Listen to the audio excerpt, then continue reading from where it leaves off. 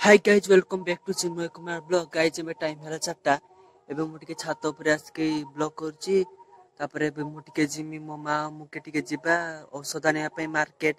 चलो जिबा शीघ्र शीघ्र बाहरिबा नै लेट हेलानी चलो जिबा। तो गाइज देखंतु एठी मो मां झाटुची तापर झाटी साला पर हमें जिबा औषध आनिया पे ठीक अछि चलो जिबा झाटी साला पर मु देखौची। तो गाइज देखंतु हमें बाहर सालोनी एबे जिया औषध आनते एबे मापा भुजा नहीं कहले मु मां सरे ठिया आइची देखंतु तापरे आमे जाई पहुंची तापरे